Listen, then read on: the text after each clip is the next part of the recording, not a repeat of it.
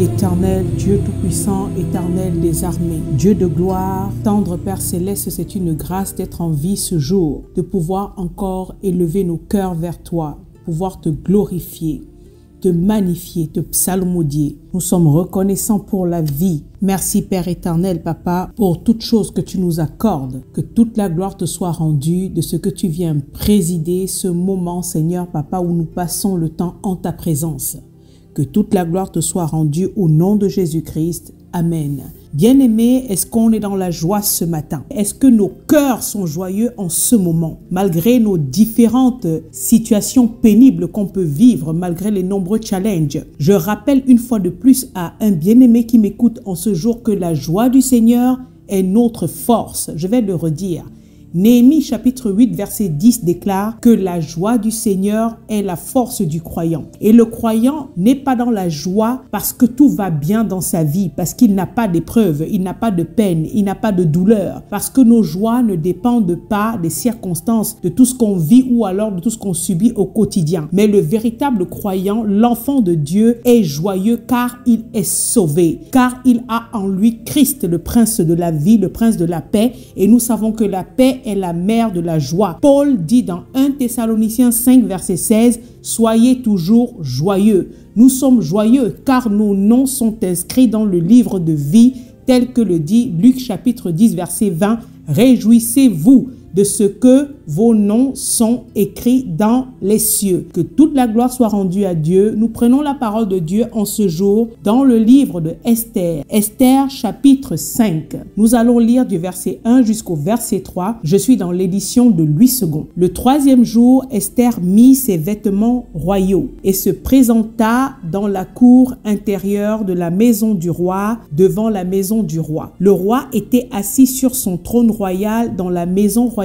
en face de l'entrée de la maison. Lorsque le roi vit la reine Esther debout dans la cour, elle trouva grâce à ses yeux. Et le roi tendit à Esther le sceptre d'or qu'il tenait à la main. Esther s'approcha et toucha le sceptre. Le roi lui dit, « Qu'as-tu, reine Esther, et que demandes-tu? Quand ce serait la moitié du royaume, elle te serait donnée. Que toute la gloire, l'honneur soit rendu à Dieu notre Père au nom puissant de Jésus-Christ. » Bien-aimés, une fois de plus, que Dieu vous bénisse abondamment. Voilà un merveilleux passage dont aujourd'hui, par la grâce de Dieu, nous nous servirons pour prier, intercéder chacun de nous ici présent pour sa part, car nous tous, nous sommes confrontés à des challenges tant sur le domaine spirituel que physique. Et comme c'est la parole de Dieu qui soutient toutes choses, avant de passer au moment de prière, nous devons disposer nos cœurs à écouter, à recevoir la parole, car c'est la parole qui bâtit nos croyances en Dieu. Bien-aimés, souvenons-nous que dans le domaine spirituel, c'est parole contre parole. Satan a toujours cherché et voté des lois, des décrets visant à détruire, bloquer, nuire la vie des enfants de Dieu au travers des malédictions, des imprécations, au travers des autels démoniaques et autres. Les satanistes, les sorciers érigent constamment tous ces pieux pour nous détruire, pour nous tuer. Mais la parole de Dieu dit quelque chose d'important. Nous sommes enfants de Dieu. À toi qui m'écoutes en ce moment, je vais encore le répéter à nouveau. Bien-aimé, si tu as donné ta vie à Christ, que tu l'as accepté comme ton maître, ton Seigneur et ton Sauveur, tu es enfant de Dieu. Nous avons reçu Christ en nous parce que nous avons cru en lui. La parole dit que nous avons reçu le pouvoir parce qu'il s'agit d'un véritable pouvoir de devenir enfant de Dieu selon la volonté de Dieu, tel que le dit Jean 1, verset 12 à 13. Nous devons en être pleinement conscients de cette vérité. Étant enfants de Dieu, Jérémie 1, verset 19 déclare que les sorciers nous feront la guerre, mais ils ne nous vaincront pas, car l'Éternel est avec nous pour nous délivrer. Les sorciers, les satanistes, familiaux comme environnementaux, peuvent voter des lois, établir autant de décrets qu'ils le veulent. Dieu dit qu'il est présent, il est avec nous pour nous délivrer. Est-ce que nous le croyons, bien-aimés? Aujourd'hui, durant cette brève intervention qui précède l'intercession, j'aimerais qu'on garde en tête cette vérité profonde. Nous ne sommes pas n'importe qui. Nous ne sommes pas des délaissés pour compte, des abandonnés à leur propre sort. Nous sommes des enfants de Dieu. Romains 8, versets 15 à 18 dit que nous n'avons pas reçu au travers de Christ un esprit de servitude pour être encore captifs de la crainte ou alors de la peur, mais nous avons plutôt reçu un esprit d'adoption. Nous sommes enfants du Dieu Tout-Puissant, de l'El Shaddai. Nous sommes héritiers de Dieu, co-héritiers de Christ, et nous avons tout pleinement en Christ. Et parmi les nombreux attributs et privilèges reçus en Christ, Jean 10, verset 19 dit que nous avons reçu le pouvoir de marcher sur les serpents et les scorpions et sur toute la puissance de l'ennemi, et rien ne peut nous nuire. Bien-aimés, intégrons et croyons en ces vérités fondamentales, car avant d'aller riposter contre les attaques, les flèches, les balles de l'ennemi, nous devons être pleinement conscients de qui nous sommes en Christ, de ce que nous avons reçu en Christ. Nous devons être conscients de l'amour, de la présence de Dieu notre Père à nos côtés instant après instant. Qu'importe ce que nos yeux regardent comme réalité, Christ nous a déjà accordé spirituellement la victoire en toutes choses. Et la parole dit que nous sommes plus que vainqueurs en Christ. 1 Jean 4,4, vous petits enfants, vous êtes de Dieu et vous les avez déjà vaincus parce que celui qui est en vous est plus grand que celui qui est dans le monde. Dans la situation pénible que tu traverses, ne te laisse pas distraire par les mensonges de Satan, qui sans cesse, comme nous le savons, travaille dans la tête, dans l'intelligence en utilisant le mensonge. Bien-aimés, souvenons-nous que Satan est menteur, meurtrier, il est intimidateur. Et la peur qu'il nous procure lorsque nous croyons en ces mensonges, c'est quelque chose qui nous paralyse, provoque en nous le doute, qui conduit au découragement. Or, le découragement, c'est la pire des choses qui puissent arriver dans la vie d'un croyant. L'Ecclésiaste chapitre 9, verset 4 dit que tant qu'il y a de la vie, il y a de l'espérance. N'entre pas dans ce programme de prière avec une attitude de défaitiste, de faible, car Dieu notre Père nous a déjà donné le pouvoir, la capacité de marcher sur les serpents, sur toutes leurs ruses, leurs stratégies, leurs astuces démoniaques. Nous a donné le pouvoir de marcher sur les scorpions, sur tout leur venin, ainsi que sur toute la puissance de l'ennemi, et rien ne peut nous nuire. Nous sommes, comme l'était jadis la reine Esther, déjà assis dans une position de privilège. Bien-aimés spirituellement, nous nous trouvons dans une position élevée, avantageuse, dans l'intimité avec Dieu notre Père. Retournons au texte que nous avons lu à l'introduction. Il est dit, le troisième jour, Esther mit ses vêtements royaux et se présenta dans la cour intérieure de la maison du roi, devant la maison du roi. Comme nous le savons, il y avait un contexte grave où Aman, ennemi des Judéens en tant que ministre du roi Assuérus, avait eu pour ambition la destruction de tout le peuple de Dieu. Alors installé dans l'empire perse, il fit passer un décret, une loi dans tous les États du royaume, signé par la main du roi pour ordonner l'extermination, l'exécution, le massacre, la mort de tout le peuple judéen, plus un poteau pour pendre Mardoché, l'oncle d'Esther. Tout ceci sans véritable motif valable, si ce n'est qu'il n'était pas assez respecté. Mais nous savons que derrière tous les décrets sataniques se cache la haine à cause de notre appartenance à Dieu. Bien-aimés, ne nous surprenons pas de la haine, de la jalousie, des mauvais traitements, de la persécution que certains satanistes, sans véritable motif physique, nous font endurer. Ce qui dérange, c'est le spirituel. Les sorciers, tout comme leur père Satan, détestent les véritables enfants de Dieu, les croyants authentiques. Voilà pourquoi ils sont constamment en train de chercher comment nuire, comment détruire, comment tuer. Je rappelle une fois de plus dans cette édition les buts du diable écrits dans Jean 10, qui appelle Satan le voleur, qui ne vient que pour 1, dérober, 2, égorger, 3, détruire. L'adversaire vient dérober la parole de Dieu. Il vient dérober nos joies, nos paix, nos santé, nos bénédictions et autres.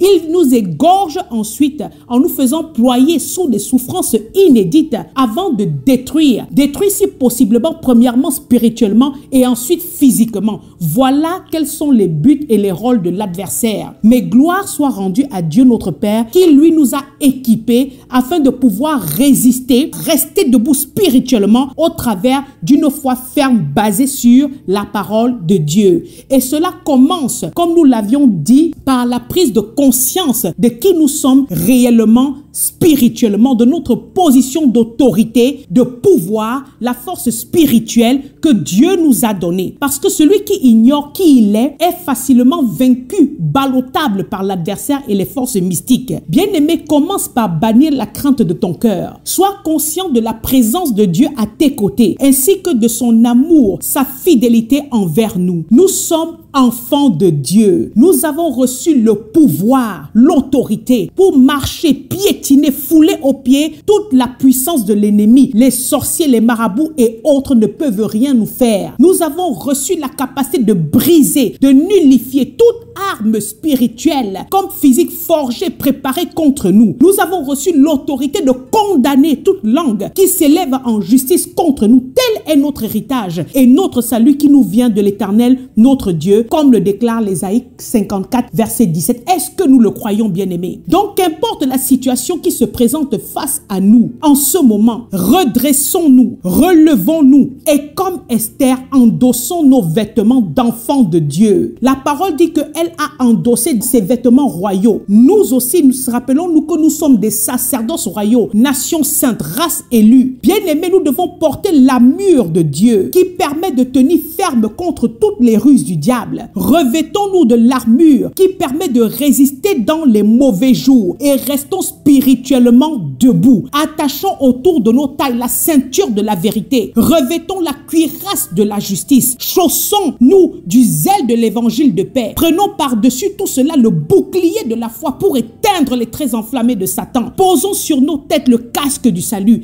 et enfin tenons fermement l'épée de l'esprit qui est la parole de Dieu. Gloire à Dieu. Ce passage dit que la reine Esther s'est revêtue de ses vêtements royaux et s'est présentée dans la cour intérieure de la maison du roi devant le roi. Bien qu'intime au roi, Esther n'ignorait pas le fait qu'on ne pouvait se présenter au roi sans autorisation, sous peine de sanction. Elle usa donc également de témérité, de courage, de zèle et alla à la rencontre du roi après avoir spirituellement observé un temps devant Dieu. La parole dit qu'elle a jeûné. C'est le spirituel qui guide le physique pendant 3 jours et 3 nuits. Et ensuite, entrant dans le périmètre privé du roi, dans la cour intérieure. Et il en est de même pour nous aussi en tant que fils et filles du Dieu Tout-Puissant, qui est la majesté suprême, le roi de gloire. En tant qu'intime à Dieu, grâce au sacrifice de Christ, nous avons reçu le libre accès au Père. Et dans le livre de Hébreux chapitre 4, verset 16, c'est Dieu lui-même qui nous demande de nous approcher avec assurance du trône de la grâce afin d'obtenir miséricorde et de trouver grâce pour être secourus dans nos besoins. Et c'est ce que nous sommes en train de faire en ce moment. Nous venons à Dieu notre Père avec confiance, avec sérénité, lui soumettre tous nos besoins afin qu'il nous accorde miséricorde, grâce et nous secours en toutes choses. Esther s'est présentée devant le roi dans la cour intérieure. Le verset 2 dit que lorsque le roi vit la reine Esther, Esther debout dans la cour, elle trouva grâce à ses yeux. Et le roi tendit à Esther le sceptre d'or qu'il tenait à la main. Esther s'approcha et toucha le bout du sceptre. Je souligne encore qu'à différence de Esther, nous aujourd'hui en tant qu'enfants de Dieu, nous n'avons pas affaire à un roi humain, mais nous avons affaire au roi suprême qui est au-dessus de tout autre roi. Nous avons affaire à l'omniscience,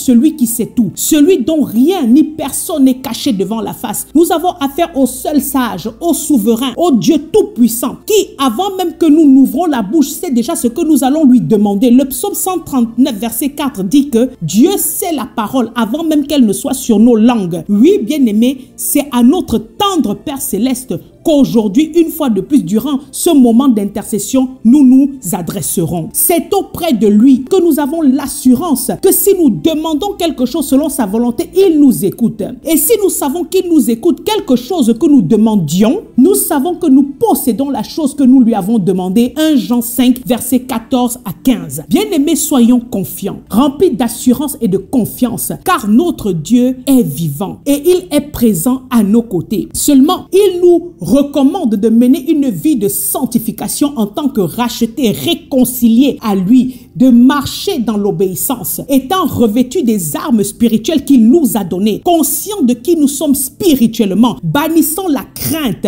venant à lui pour tous nos besoins, afin que nous puissions vivre et prospérer à tous égards, étant en bonne santé comme prospère l'état de nos âmes, afin qu'à chacune de nos résolutions réponde le succès. Bien-aimé, quand tu marches dans la volonté de Dieu, dans l'obéissance, que tu bannis le péché de ta vie et que tu crois en lui et en ses promesses, rien de ce que tu lui demandes, le Père ne te refuse. Esther, avant de se présenter au roi, avait observé certains principes spirituels comme nous l'avions dit. Elle a prié et agi. Après la prière et le jeûne, elle s'est préparée et est allée par la foi, remplie d'audace, d'assurance, se présenter en face du roi. Et la parole dit ceci: lorsque le roi vit debout, dressé sur ses pieds, non assise, mais debout, tenue fermement, sans vaciller, sans hésiter, audacieuse, tenace. Il vit la reine Esther debout avec ses vêtements royaux dans sa cour. La parole dit qu'elle trouva grâce à ses yeux. Que toute la gloire soit rendue à Dieu au nom de Jésus-Christ. Bien-aimés, comment sommes-nous spirituellement en ce moment? Avant d'affronter ce moment de prière, dans quel état sommes-nous? Sommes-nous couchés? Sommes-nous assis? Avons-nous renoncé? Avons-nous abandonné? Sommes-nous découragés, lassés, paresseux, indolents, amorphes? Esther était focalisée, déterminée, debout dans la cour du roi, en face de lui, et elle trouva grâce à ses yeux. Dieu aime ceux qui se tiennent debout. Dieu aime ceux qui demeurent debout. Qu'importe le verdict, qu'importe les décrets de mort qui pèsent sur la vie, qu'importe les blocages que nous observons au quotidien, les attaques acharnées, les persécutions de l'adversaire et des sorciers bien-aimés, restons debout spirituellement. La vie est une lutte contre les esprits qui instrumentalisent jour et nuit les sorciers, qui constamment nous font la guerre à cause de notre appartenance à Christ, qui marche en communion avec Dieu, observant et mettant en pratique sa parole, s'appuyant sur les promesses de Dieu malgré les vents, malgré les tempêtes. Celui-là ou celle-là restera debout parce que fortifié par le Seigneur. Bien-aimés, nous sommes enfants de Dieu. Je vais le redire à nouveau afin que cela s'asseye comme une conviction dans nos cœurs. Toi qui m'écoutes en ce moment et qui as reçu, cru Christ comme Seigneur et Sauveur de ta vie, tu es enfant de Dieu, enfant chéri acquis au très grand prix du sang de Christ versé sur la croix pour toi. Tu as reçu l'autorité, le pouvoir, la grâce de Dieu. Ne laisse pas les sorciers dérober cette espérance. La victoire est pour ceux qui luttent jusqu'à la fin, se présentant devant le trône de grâce courageusement avec la bonne attitude. Nous sommes déjà dans la position privilégiée de victoire et nous avons à disposition des armes puissantes, celles que nous avions citées tout à l'heure. Et en plus de cela, nous avons la prière dans laquelle nous allons encore entrer avec l'assurance d'avoir déjà obtenu faveur, miséricorde, exaucement au nom de Jésus-Christ. La parole dit que le roi vit la reine debout dans la cour, elle trouva grâce à ses yeux. Et parce qu'elle avait trouvé grâce à ses yeux, le roi lui tendit le sceptre d'or qu'il tenait à la main. Il lui tendit le bâton d'autorité, le bâton de pouvoir, signe de souveraineté, l'emblème de la royauté. Et Esther s'approcha et en toucha juste le bout. Bien-aimé, Esther n'a touché que le bout du sceptre. Alléluia. Après avoir vu cette femme courageuse, malgré le lourd combat, la lourde responsabilité, charge qui pesait sur ses épaules, parce qu'elle portait l'avenir de tout son peuple pour lequel elle venait plaider afin que son peuple ne soit pas exécuté. Elle s'est approchée courageusement avec l'assurance auprès du trône royal, sachant que les décrets avaient déjà été donnés et signés de la main du roi, mais espérant contre toute espérance. Comme dit Romains 4, verset 18, elle s'est présentée debout avec ses vêtements royaux et elle obtint grâce. Et le roi tendit le sceptre. S'approchant, elle en toucha juste le bout. Signe qu'à sa vue, le roi lui accordait sa faveur et lui demanda: qu'as-tu, reine Esther? Il l'a appelée reine Esther. Qu'est-ce qui te met dans cet état? Que demandes-tu? Que veux-tu? Ça nous rappelle la femme à la perte de sang. Si je puis seulement toucher le bout, le pan de sa robe, et son flux de sang qui l'affligeait depuis des années s'arrêta net. Bien-aimé, qu'importe ce que tes yeux voient, qu'importe ce que ta vie te renvoie comme réalité, ne lâche pas, ne perds pas courage. Dieu est là et il sait renverser les situations. Il est tout puissant, il agit encore. Il incline le cœur des rois, comme le dit le Proverbe 21, verset 1. Il transforme le mal en bien. Il change le cours des vies. Dieu est tout puissant, il est souverain et c'est lui qui a le dernier mot. Seulement, ne baisse pas les bras. Qu'importe les diagnostics, les images qu'on te renvoie, je le dis au nom puissant de Jésus-Christ de Nazareth, reste debout. Tiens ferme au jour du malheur, ayant endossé les armes de Dieu. Demeurons fermement attachés à lui et il ne nous abandonnera pas. Touchons le bout du sceptre, ayant reçu la faveur du roi. Esther a eu accès à une large vision de ce que ce roi pouvait faire pour elle. Au verset 3, il lui dit: qu'as-tu, reine Esther? Que demandes-tu? Quand ce serait la moitié du royaume, elle te serait donnée. Tellement Esther obtint faveur aux yeux du roi que le roi était prêt à lui céder la moitié de tout son royaume. Et que dire de nous autres qui sommes enfants de Dieu, pour qui l'Éternel peut, par la puissance qui agit en chacun d'entre nous, faire infiniment, bien-aimé, infiniment au-delà de tout ce que nous demandons ou pensons, tel que le déclare Éphésiens 3, verset 20. Ayant entendu cette parole, nous allons nous adresser, nous allons nous lever comme des enfants de Dieu vaillants. Nous allons nous redresser et nous allons élever la voix à l'Éternel des armées, celui-là qui renverse les desseins des nations, qui anéantit les projets des peuples. Que Dieu vous bénisse au nom puissant de Jésus-Christ. Amen.